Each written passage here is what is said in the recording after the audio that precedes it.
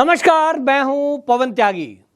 बहुचर्चित दिल्ली का शराब घोटाला और उसमें कई जगह सीबीआई की लगातार रेड ये बता रही है कि मामला बहुत गंभीर है और इस गंभीर मामले को लेकर सरकार किसी भी तरह की ढील आम आदमी पार्टी को देने वाली नहीं है, क्योंकि घोटाला जुड़ा हुआ है और वो घोटाला अभी तक माना जा रहा है कि 10,000 करोड़ का है। हालांकि अभी तक इसमें सत्येंद्र जैन गिरफ्तार हुए हैं, वो अलग मामले में गिरफ्तार हैं।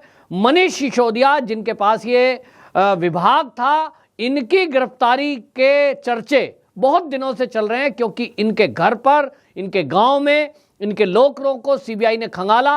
लेकिन मनीष सिसोदिया ने दावा किया कि मेरे घर या मेरे ऑफिस से कहीं भी सीबीआई को कुछ नहीं मिला। अब सीबीआई ने दोबारा सम्मन किया है और इस सम्मन पर उनको सोमवार को सीबीआई के ऑफिस में पेश होना है। लेकिन इस सीबीआई के सम्मन पर पहले आम आदमी पार्टी ऐसा कुछ करने की, दिखाने की कोशिश कर रही है जैसे मनीष सिसोदिया ने कोई बहुत बड़े महान काम किए हैं और आप देखिए केंद्र सरकार उनको परेशान कर रही है। मामला सीबीआई का है, केंद्र से लेना देना नहीं है, इंडिपेंडेंट एक संस्था है। और अगर आप ये दावा कर रहे हैं मनीष सिसोदिया जी कि मेरे घर से कुछ नहीं मिला, मेरे ऑफिस से कुछ नहीं मिला, इनको मेरे खिलाफ कोई सबूत नहीं मिले, फिर डरना और हड़बड़ाहट क्यों? इसमें आप देखें कि एक तरफ मनीष सिसोदिया वो ट्वीट करते हैं और वो ट्वीट क्या कर रहे हैं? वो कह रहे हैं मेरे घर पर 14 घंटे सीबीआई की रेड हुई, कुछ नहीं मिला, मेरे गांव में कुछ नहीं मिला, और अब इन्होंने कल 11 बजे मुझे सीबीआई मुख्यालय बुलाया है, मैं जाऊंगा और जांच में पूरा सहयोग करूंगा, सत्यमेव जयते।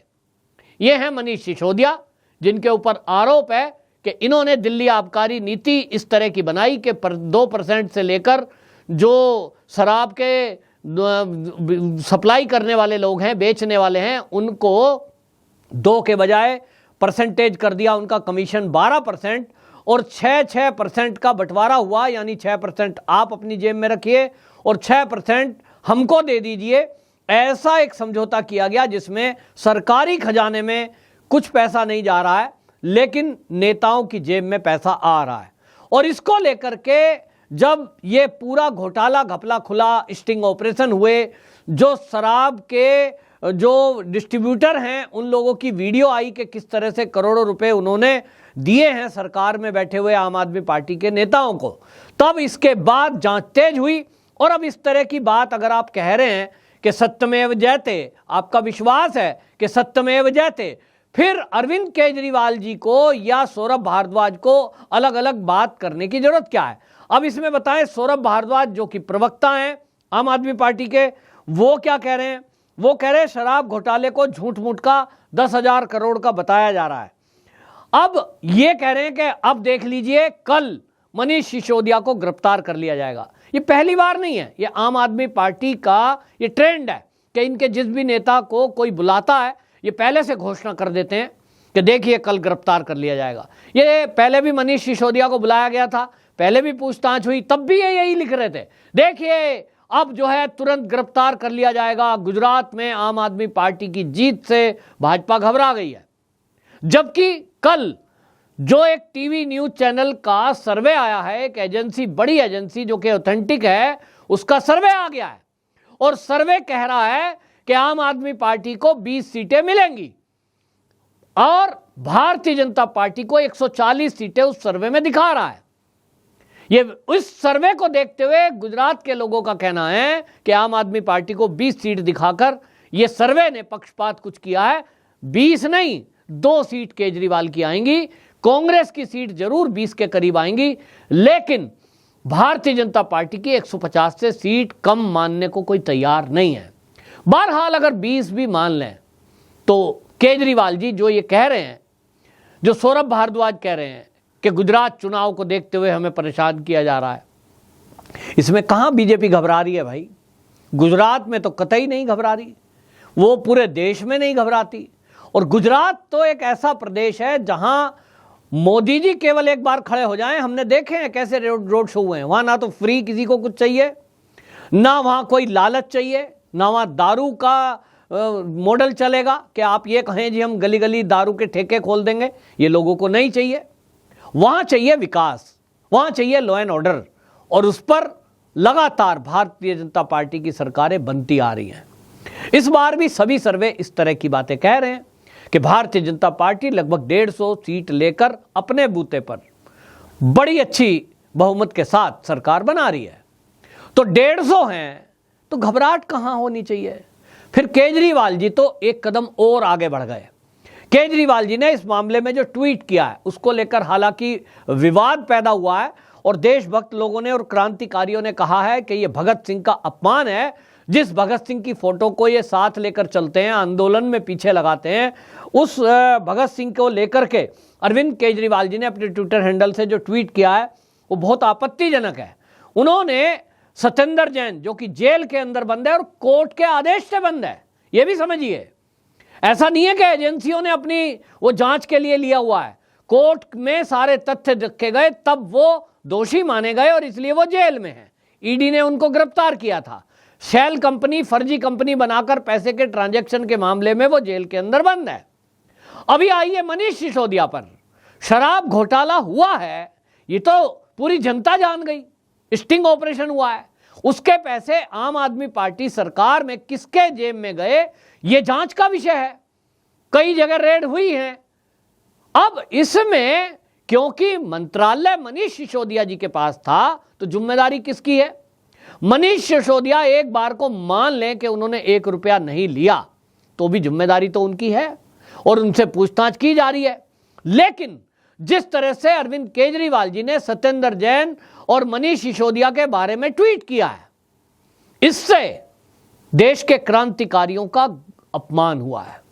दूसरा, अरविंद केजरीवाल जी ने जो ट्वीट किया है, इस ट्वीट के बाद आज तक देश में जितने भी राज्य हैं और केंद्र में जितने भी शिक्षा मंत्री हुए हैं, चाहे वो केंद्र के हों चाहे वो भारत के जितने राज्य हैं उनके शिक्षा मंत्री हों, उन सबका अपमान कर दिया। एक ही ट्वीट में उन्होंने ये कह दिया कि आजाद भारत में 75 साल में आज तक ऐसा कोई शिक्षा मंत्री हुआ ही नहीं जैसा मनीष सिसोदिया है।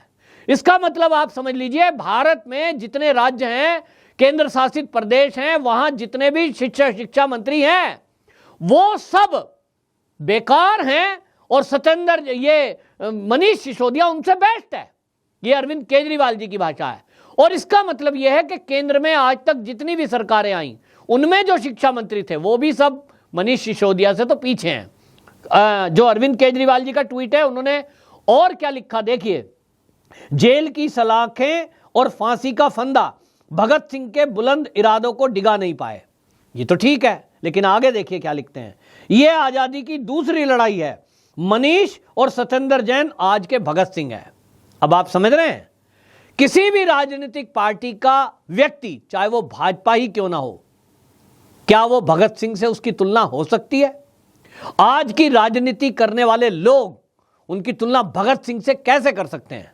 भगत सिंह वो थे जिन्होंने देश की आजादी के लिए अपनी जवानी लगाई, अपना खून बहाया, अपना पसीना बहाया और संसार के कोई सुख नहीं लिए, देश के लिए प्राण अर्पण कर दिए। जिसने देश के लिए प्राणों की आहुति दे दी उसकी तुलना किससे हो सकती है? जो भगत सिंह की तरह अपनी जवानी देश के लिए लगाए, अपना सब कुछ त्याग कर देश के ऊपर कुर्बान हो जाए, अपनी जान भी कुर्बान कर दे। यदि कोई व्यक्ति देश के लिए लड़ते लड़ते, चाहे वो कोई भी हो, देश हित में अपने प्राणों की आहुति देने का काम कर दे, वो है भगत सिंह के बराबर, वो भी जवानी की उम्र में। क्या मनीष सिसोदिया की तुलना उनसे हो सकती है? सत्येंद्र जैन की तुलना उनसे हो सकती है? वो तो दोनों जिंदे हैं। उन्होंने देश के लिए कौन सी लड़ाई लड़ी है? किस आजादी की बात करी है? अगर वो फांसी के फंदे पे चले जाएं, देश में, देश हित में, लोगों की, जनता की भलाई में, तो शायद उसके बाद मरने के, उनके शहीद होने के बाद यदि अरविंद केजरीवाल जी ऐसा ट्वीट करें तो फिर कहा जा सकता है कि देखिए भाई, सत्येंद्र जैन और मनीष सिसोदिया दोनों देश की आज़ादी के लिए या देश के भले के लिए, देश की जनता के भले के लिए फांसी के फंदे पे चले गए भाई।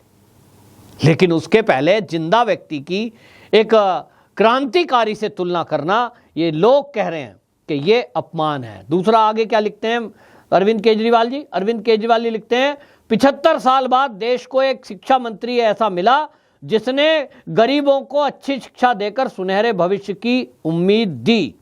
करोड़ों गरीबों की दुआएं आपके साथ हैं।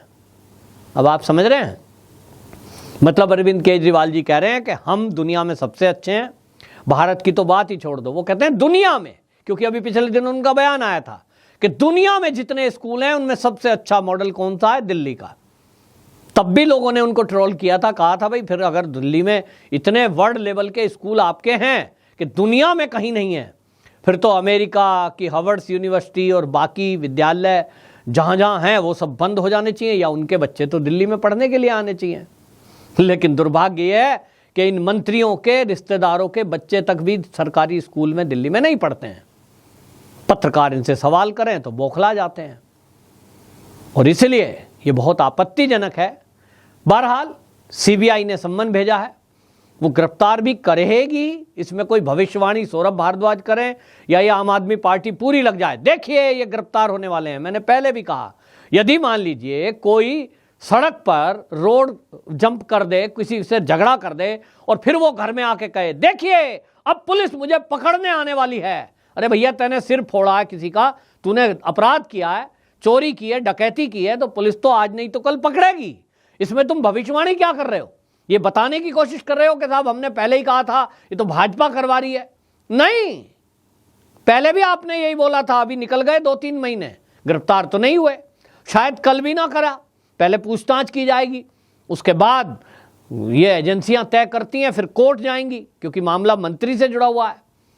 ऐसे हल्के में हाथ थोड़ी डालती है सीबीआई। और इसलिए आप घोषणा करें, कुछ करें, लेकिन देश के क्रांतिकारियों का अपमान कतई ना करें। ये देश की जनता केजरीवाल जी से और आम आदमी पार्टी के नेताओं से बोल रही है। वंदे मातरम।